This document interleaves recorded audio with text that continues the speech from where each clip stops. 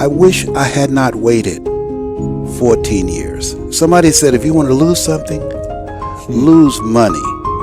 You can get that back. 8 out of 10 millionaires have been financially bankrupt. Walt Disney filed bankruptcy 7 times and had 2 nervous breakdowns.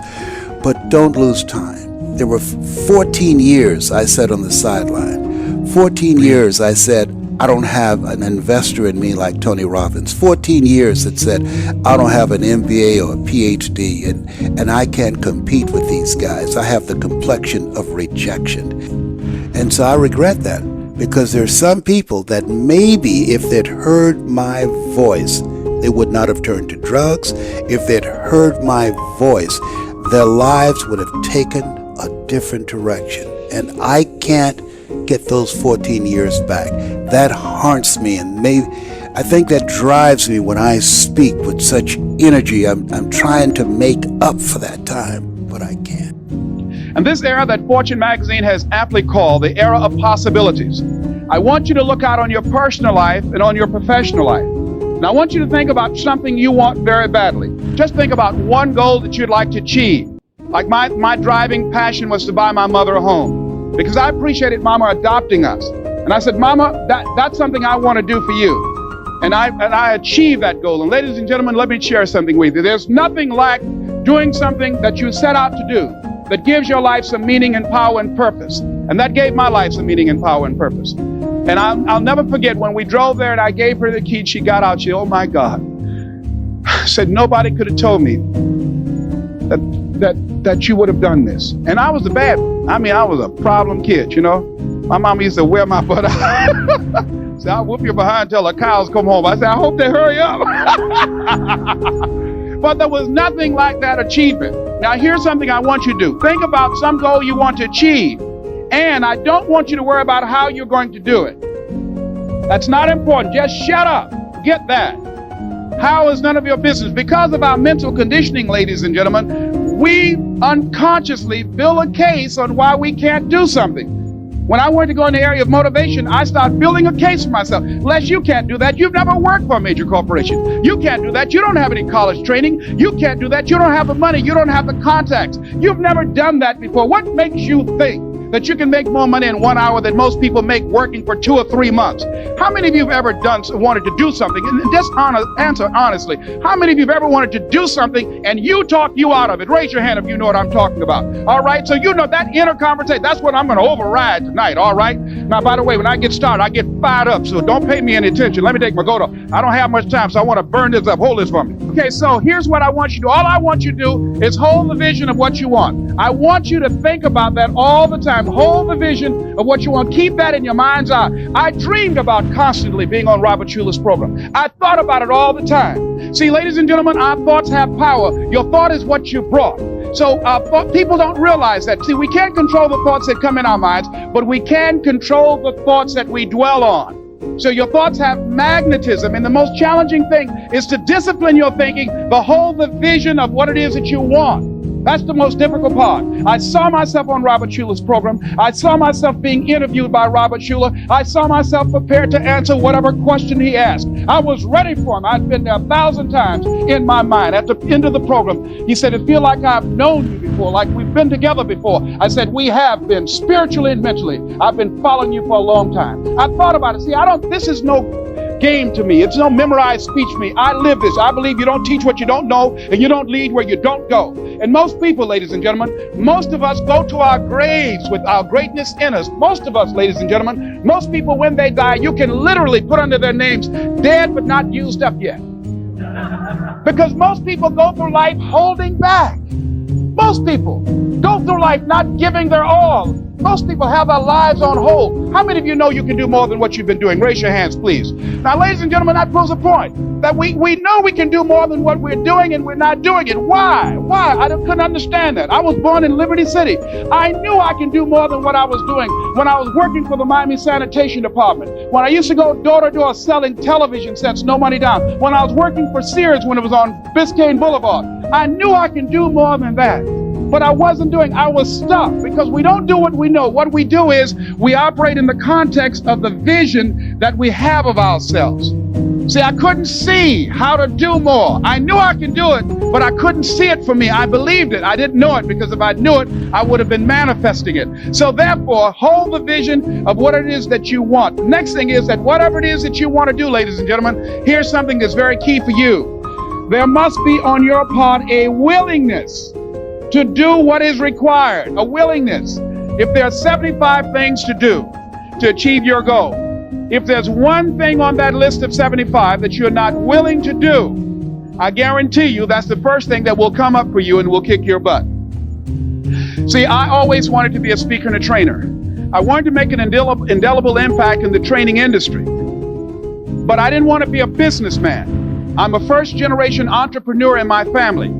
Because I was told I was dumb and stupid most of my life, I unconsciously developed a tremendous phobia about paper. If you say, "Les, write me a speech," I automatically become nervous. I can't write you a speech, but I can give you a speech, but I can't write you one. I can't tell you the principles of speaking and what it takes, but I can demonstrate it for you. I can show you how to speak, but I can't give you a written explanation for it. I'm not smart like my sister who graduated from the University of Miami, but I have people on my staff with her education that work for me, but I can't write stuff that they write, because that's not my area of strength. But so I had a fear. I felt I could not operate a business. And so I wanted to hire a consultant to take care of the details. I had given this consultant power of attorney to sign checks and handle my business. I called my consultant and said, "Listen, I've thought about this. It's time for me to grow. I've got to be willing to handle my own business. I want to meet with you. I need to develop a working knowledge of this. I've got to stop running from this. I've got to learn, admit my ignorance, and decide it doesn't have to be like this for me." To make a long story short, my consultant canceled 14 meetings with me. And when I finally got my books back and have not seen my consultant to this day, I knew why. That thousands of funds have been embezzled from my account. Now, whatever happened in our lives, we allow it, we permit it, and we promote it. So it was just an education as my career is going up, not coming down, but it's going up. It was just a tuition I had to pay in the universe because I wasn't willing to learn. I wasn't willing to do that. Now, here's something else that's fascinating. I said, okay, see, if you're not willing to grow in life, life will kick your butt until you surrender. So I said, okay, I'm willing to learn. And here's what I discovered. It's not as hard as I thought it would be. It has blown my mind. It's unbelievable. I said, if I had known, here I am, I'll be 45 February the 17th. I've been running from things that I consider difficult. And if I had known it's this simple, I'd been doing it long before. But I wasn't willing to grow. I wasn't willing. I didn't have the willingness to do everything that was required. And therefore, it kicked my butt. So you got to be willing to grow. Osborne said, unless you attempt to do something beyond that which you've already mastered, you will never grow. So you've got to decide to grow. See, most people won't try and grow. Now, why wasn't I willing to do that, ladies and gentlemen? Because I didn't want to fail. I didn't want to look stupid. I didn't want to admit the fact that I didn't know something. 85% of people in life allow their fear of failure to outweigh their desire to succeed. Repeat after me, please. Anything that's worth doing is worth doing badly. Absolutely. See, if you know how to do something right, well, it only makes sense to do it right. But see, I wasn't willing to be a businessman badly. See, if you want to make it in life, here's how you can begin to make your goal, ladies and gentlemen. Decide to make your life a great experiment. See, most people want to experiment, ladies and gentlemen. Most people want to be perfect when they come out the gate. Most people want to do things right all the time. You're not going to do everything right. You're going to make a lot of mistakes. You're going to have a lot of failures. You're going to have a lot of struggles. You're going to feel dumb and ask questions and don't know what to do or where to go. And that's part of growing. That's part of the experimentation process. See, life is about living. Life is about growing. Life is about challenging yourself. Life is about stretching. What if you don't make it? So what? I'm enjoying the trip. Hello. Can you tell I'm having a good time? That's what life is about. Say, I want some juice in my life. Say that, please. See, a lot of people going through life and they just there. How you doing, honey? I'm just trying to make it. Give me a break. No, I want some juice in my life. I mean, it's no in between for me. I don't want any in between. They say, even if I go out, I saw this movie called Glory. Say, he went down standing up. You better believe it. So don't, a lot of people have died already. Somebody said that many people die at age 21 and don't get buried until they're 65. They play it safe. They don't take any chances. Well, as soon as I graduate, or as soon as the bills are paid, as soon as the children grow up, as soon as I get my divorce, all this kind of stuff up in here. No. If there's something you want to do, don't live like you have 1,000 years to live. Decide that you're going to experiment with your life. Decide that you're going to take some chances. See, ladies and gentlemen, if you're not willing to risk, you're not willing to grow. And if you're not willing to grow, you're not willing to be your best. And if you're not willing to be your best, you can't be happy. And if you can't be happy, then what else is there? So think about that. Decide to make your life an experiment. Decide to take some chances and come out into the universe and find out what you're made of. Here's something else. Here's what can change your life. Think about your situation. This is what happened for me. It was a moment of truth for me. Once, if you embrace this, I guarantee you, I don't care if you're in sales, I don't care what kind of business that you're in. You can be in the mortgage business, automobile business, any kind of business. If you embrace this dream that you're thinking about, this goal that you have in your mind, this vision that you have of yourself, if you embrace this, ladies and gentlemen, it will change your life. This is what happened for me. You've got to get to the point where you can say to yourself,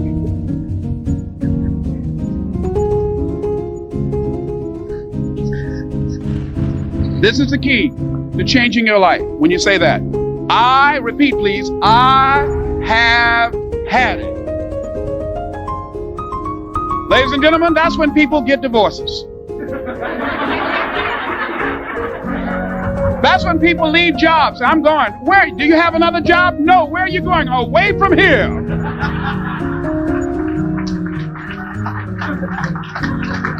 Ladies and gentlemen, you got to get to the point in your life where you say, I have had it. I've had it with going in a restaurant, looking on one side to see what I want to eat, and then look on the other side to see what I could afford. I have had it with my children answering the phone, trying to duck creditors, and they answer the phone and say, my daddy say he ain't home. I have had it with parking my car in my cousin's garage because I know the best way to get back on your feet is to miss 2 car payments. I'd had it living like that. I'd had it robbing Peter to pay Paul. I'd had it borrowing money from people. I'd had it living like a cringing animal. When you don't have any money, it runs your blood pressure up. You hear me? I had poverty sucks. Make no mistake about it.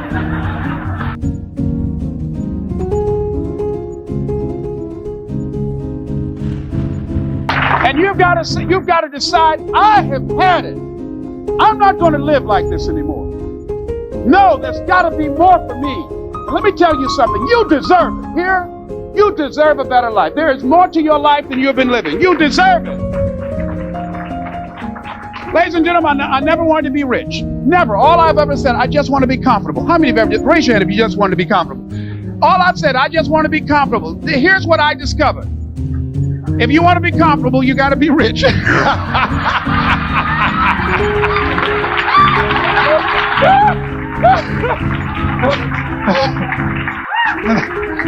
Now, here's why I did not want to be rich. Number one, I didn't subconsciously believe I could create wealth.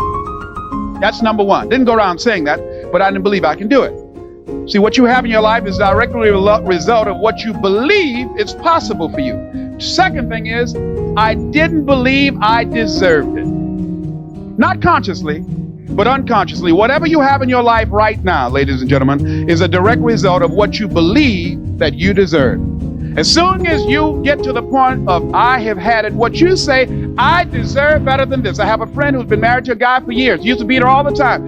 And the last time he beat her, she said, I'm getting a divorce. And she did it. She'd been saying it for years. This time she went through with it. I say, Pat, wait a minute. He's been beating you for years. Why this time? She said, Les, I have had it. I deserve better than this.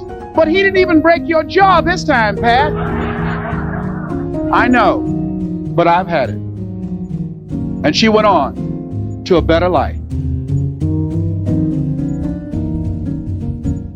I was working for a guy that I was miserable. And life is too short and too unpredictable doing something you don't want to do. Even if you can't do it all at one time. It's worth it, ladies and gentlemen, to be involved in doing just a little bit of it.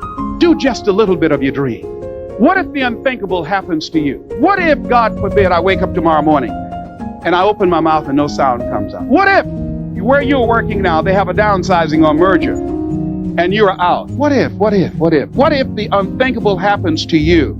I wish we had a time to talk about strategic planning that you can do for your future. But let me take you to the next level.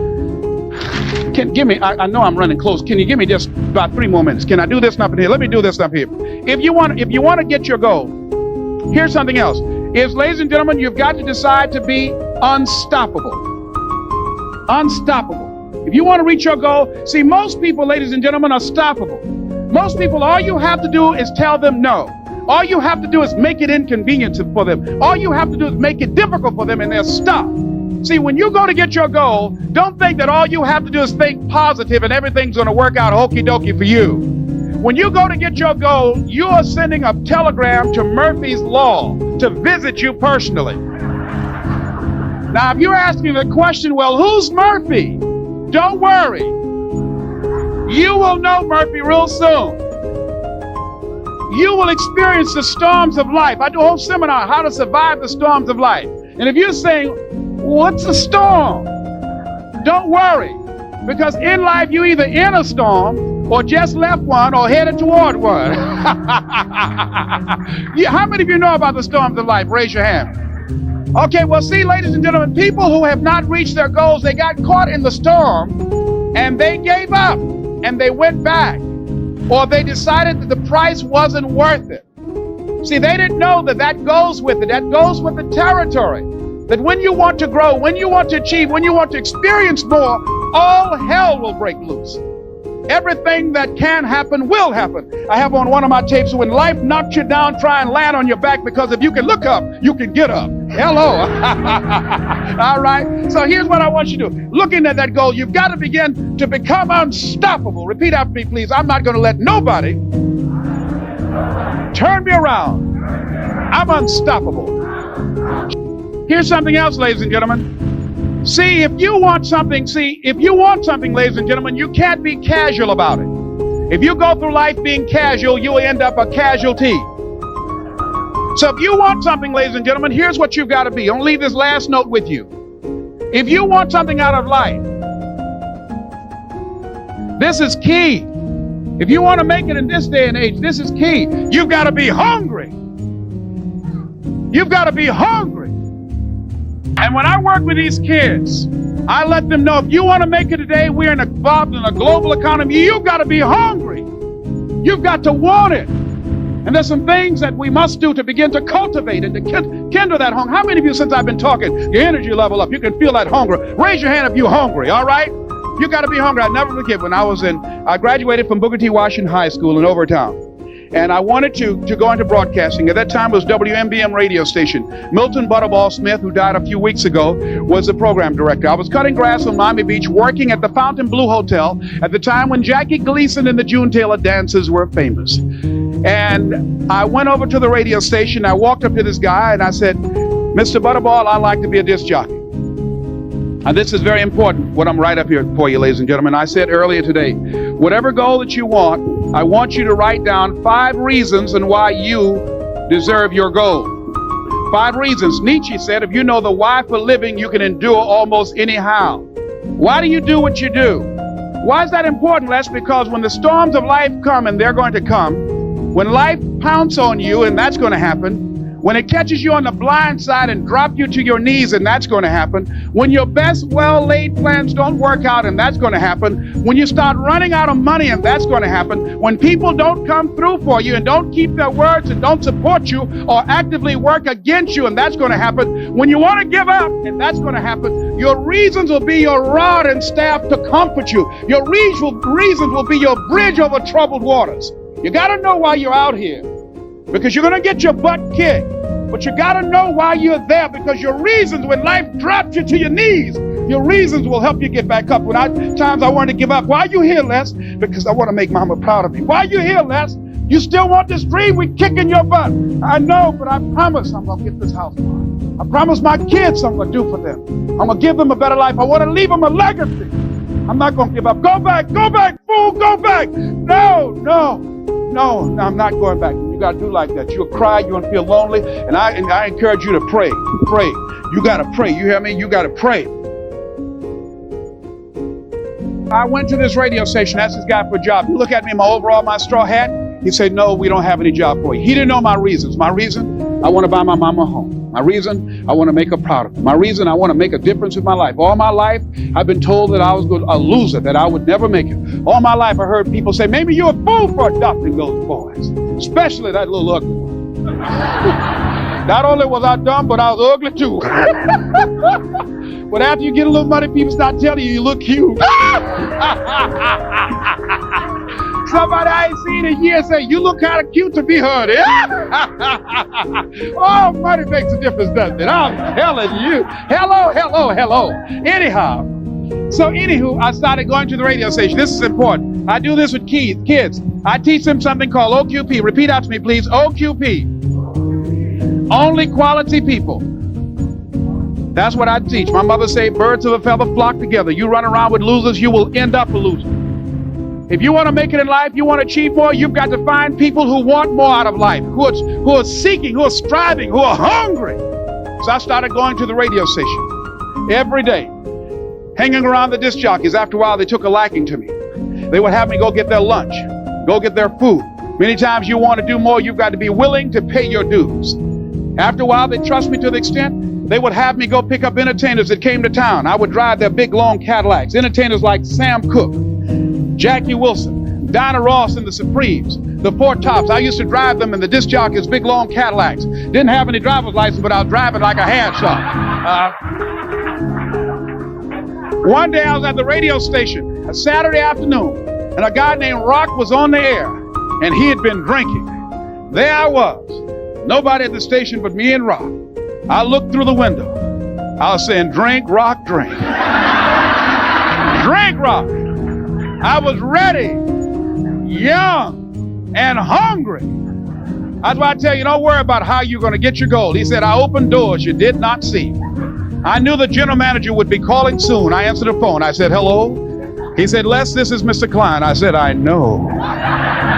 He said, Rock can't finish his program. I said, I know. He said, would you call one of the other DJs to come in? I said, yes, sir. I hung the phone up. I said, now he must think I'm crazy. I called my mom and my girlfriend, Cassandra. I said, y'all come out on the front porch, turn up the radio. I'm about to come on the air. I waited for about 20 minutes and I called him back. I said, Mr. Klein, I can't find nobody. He said, young boy, do you know how to work the control? I said, yes, sir. He said, go in there and don't say nothing here. I said, yes, sir.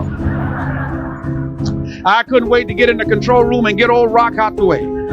I sat down at that turntable. I said, look out, this is me, LB, Triple P, Les Brown, your platter playing papa. There was none before me, and there will be none after me. Therefore, that makes me the one and only, young and single and love to mingle, certified, bona fide, indubitably qualified to bring you satisfaction, a whole lot of action. Look out, baby, I'm your love man. I was hungry.